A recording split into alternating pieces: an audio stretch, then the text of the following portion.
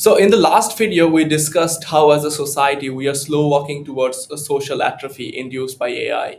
In this video, we'll dig deeper into that topic and understand what social atrophy looks like and what is its danger to society actually is. But before we get into that, Tommaso, can you quickly summarize what we discussed previously and what social atrophy caused by AI actually means? So, atrophy is the loss of something that usually is biological, more known as muscular atrophy, when you basically are losing your tissues, and this is caused through prolonged immobility, for instance, or neural diseases, right? And now the symptoms of this is really the decrease of muscle, loss of coordination, right? That is on the biological side when it comes to the physics. Now we jump into the social atrophy, which is truly the decline, the weakening of the ability of your social skills, the connections, right? The interactions that we do, right? And that causes isolation, that causes depression, more anxiety, right? It causes you being truly feeling disconnected or without being in a group, right? So signs for that are, let's say in a general term, this feeling of awkwardness when you meet someone, right? Oh, well, what do I behave? Do I now shake hands? Or wait a second, do you talk? Do I? And that doesn't have to do with being shy, right? It's really reducing your confidence. So, your fluid status of you being just a human being present and knowing that there is somebody else there, right? And that it will becomes more difficult to maintain, right? So that causes the similar effect of loneliness, right? Not feeling part of a group, right? And so we have been having in the last, let's say, digital chapter, let's say 2+ decades, right? This initial momentum towards loneliness and anxiety caused by the immense doom scrolling reflected and injected and conceived by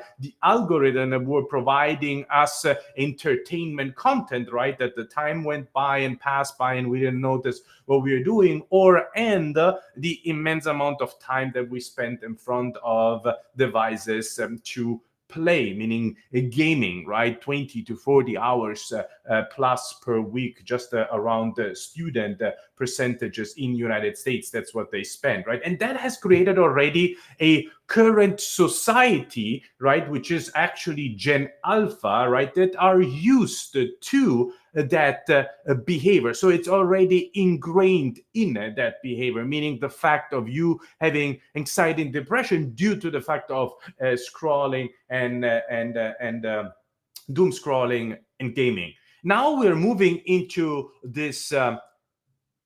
It's not even a linear evolution, it's an exponential evolution because of technology evolution, right? Where AI is now truly becoming a companion. We spoke last week that 80+% of this current generation would, in theory, be ready to act.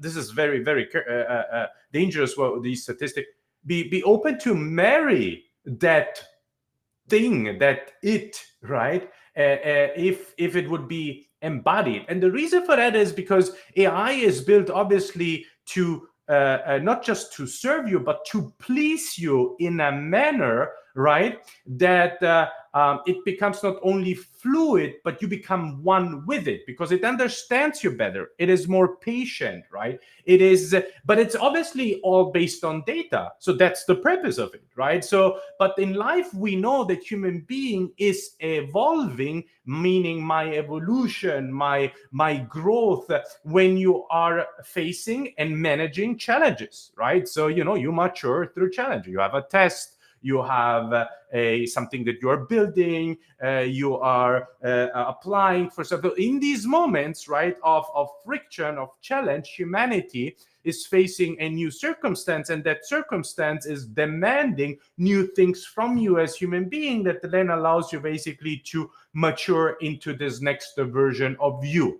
And now with the AI and the embodiment of AI into robots, right, we are truly going in a direction, if we do not steer correctly as human being, right, that will impact and reflect on us as a species, as an entire generation, very negatively, because we don't have to face challenges, we don't have to act, we don't have to do to accomplish things. So we become truly the passive object, if you so want, right, or individual, right, between this constellation of physical world, robotic world, and human being world, right. And that is very dangerous, because obviously AI will become smarter, it will be embodied by robot, right. And then what is our role, what is our identity? We are truly facing now a moment in life where we need to, as human being, embrace this innovation in a very proactive way, rather than in a reactive way. It is no longer just a tool that serves us, but it's a tool, if we give too much freedom, it leans into spaces that actually belong to us as human being, relevant for the actual evolution, right? And that is the big danger of social atrophy, right? The fact of us losing it, and being weak in connecting with others, and therefore basically losing also the purpose of being human being, because what makes us human being is being with others, having emotion with others, creating experience with others. And when I say experience with others, the form of creating experience and the definition of experience is where two or more people in a specific location, so location is important, right? So physical world is important. You are doing something and achieving something together. It could be cooking, it could be writing, it could be sports, it could be music, it could be watching something, but that's when you create experiences. And so we are now in a situation of human being where we say, great, we have achieved a new chapter where intelligence is democratizing the way that we have been living. Now let's reprogram us as human being and understand what are fundamentals, where we can actually lead AI, rather than vice versa, AI becoming the actual leader, and therefore our identity, and maybe actually impacting also our genomics, if it makes sense, right?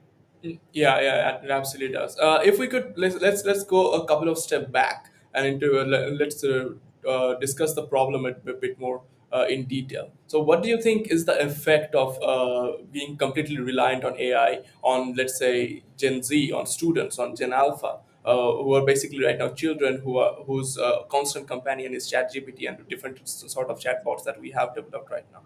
Well, the best comparison, we don't even need to go super far, is truly, what we are doing today with this activity, which is the doom scrolling, right? Which feeds you information, and at the same time, you are hindering looking for the next bit of information, so that your curiosity is satisfied. So that core loop mechanic, right, is now moving into a core loop mechanic of democratizing not just the entertainment, but many other activities on a daily basis. Give you concrete examples on that. Now I am understanding that by asking something, by seeking something, by wanting to accomplish something, there is a counterpart called artificial intelligence, that is either a bot or a computer, like a robot, right? Or it is an augmented reality, right? That understands your circumstance, has massive data, and therefore can feed you or provide you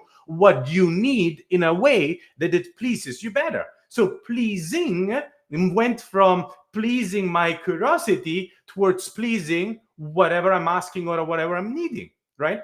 And on one hand, it is great, but we cannot give up us as human beings, because now the fact of us being pleased in any capacity actually is critically impacting truly our intelligence, our intellect, our brain, and our body. Because the more I'm getting pleased psychologically or mentally, the less I activate my neurons, and the less I am having a critical thinking, the less I'm truly challenging myself to learn, to go the extra mile, right? The moment of in which we human being actually become unique, because the more we have unique circumstances to manage, I have to manage a language, I have to manage a test, I have to manage to build, I have to manage to make a certain income. So this is live, right? So in these moments, we create the uniqueness of human being, and with the uniqueness of human being, also the beauty in us, right?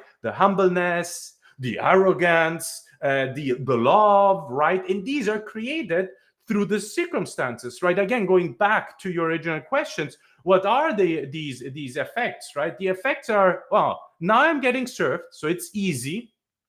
Everything that comes easy doesn't give me the chance to actually do, to grow, either to physically grow, right? And we know that, right? So humanity, for instance, if you go to the gym, right, you grow on your muscles when you repeatedly, right, do your exercises, right? You grow your mental knowledge, your capacity of understanding, perceiving from an intelligent or an emotional intelligent world, the more circumstances you have managed.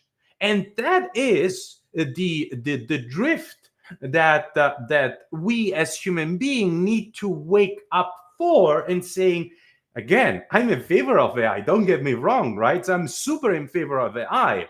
What I'm here, what we are here at Fidgel creating a movement for, and for that movement, a technology, is to say what is required for human being to, in its identity, to become still and stay still a proactive human being and have a role in this world, right? And that's what brought us to the understanding and learning across now almost going towards 20K students around United States, a series of almost 10 professors across artificial intelligence as well as mental well-being. And we have understood that humanity needs now support, Romeo, in three fundamental things to make human being truly, yeah, what human being is. Help human being stay what human being is, right? Yeah. In the social environment. And so what are those? Well, human being uh, needs to be together with others. We are group oriented, right? So you see social awkwardness, right? Oh no, I stay with my AI because it understands me. Oh, that's dangerous, right? Boom. Okay, we need to be in a group. So meaning that consciously, dear listener here, we need to be aware that, by the way, it's already happened, right? So don't say it's the future. No. We are talking here. It's mid 2025. It already happened. So we now need to modify and consciously approach life from now on differently. So consciously do group activities, right? Consciously explore the real world, because whatever is digital, especially digital with AI, lures us into becoming passive, right? And so it's the physical world that now is emanating, is truly overflowing with an energy, with a physical energy across all our senses. What I see, what I smell, right? That continues to make us human being, rather than isolating yourself. And the fear of isolation is, now I have a robot. In a couple of years, it's only going to cost under 10K. We all are going to have one. But is that going to become then my environment? Most probably for many people, we are going to hear exactly that circumstance. And the third thing is, well, we human being, what we have, and it's our essence, right, is this creativity of creating the new through creativity, right? The Michelangelos, the Leonardo da Vinci's, the Verdis of this world, right? The Mozart of this world, right? Where anyone who has invented up until nowadays, right, something, and that's what has made humanity. right? So the three pillars of humanity that we now need to work on. And what I mean with work on, Romain, is truly like, you go to the doctor looks at you and says, all right, Tommaso, your values are really bad with your liver. You have to do something, or you have to do sports, or you have like we need to do something, guys, out there. Like it's this conscious understanding that we now need to combine physical world, IRL, in real life, without being withdrawn from the benefits of the digital world. All right, so it's physical, digital. Then the second thing is we consciously say we need to be together with people, because around us we are lured into, slipping into this easy way of living, and abolishing and giving up what we do, right, what we are, what we do, and therefore what we are. And then the third thing is, let's keep the creativity, let's keep this inner flame actively, right? And this is eye-opening for us, Romeo, as a company. It doesn't just sound good, right? This became truly a massive discovery, and as an entrepreneur, a foresight, a future back foresight, meaning seeing what the future is bringing, based on very clear signs and not noise, right? And that's what we stand up for at Phygital, right? Merging physical digital for humanity to foster community in a novel way, meaning in a playful way, in a collaborative way, so that you keep on appreciating the actual essence, or you keep active in your essence of being human being, right? By leveraging technology, right? By leveraging technology. Yep. Amazing, Tommaso. As always, this has been extremely educational. Now, from here, where do we go? If people want to know more about it, if people want to join the Vyry world, where do we go from here? Yeah, I mean, you said it. It's a world, right? So we are creating this yeah, call it, it's an app right now, right, which is mobilely available in the current version, limited to students, because students are the next generation. We are truly focused on serving them, understanding them, right, and guiding them, and building it with them and for them. So with them and for them, right? And the application is called Vyry World, right? So go on Vyry World, sign up for our pre-release phase, or join our Discord if you want to be more involved, right? And if you want to be involved in this movement, right, the No AI Friend movement, right? So yeah, join our Discord. Be loud with us, right? So we have roughly 500 active colleges. On each college, we have ambassadors that have embraced the cause, because they have understood inside out. They have realized, right, that yes, we all love AI, because we all love to streamline and to facilitate our life, but nothing can replace us. So we need to establish a very clear guided rules and boundaries, right? And truly rescue humanity from falling into social atrophy, losing the understanding of what makes us as human beings. Join the Vyry world, create the unimaginable, discover the unseen. Vyry world. Yeah, I'm really excited to see you there. Absolutely. Have a good day, everyone. Bye bye.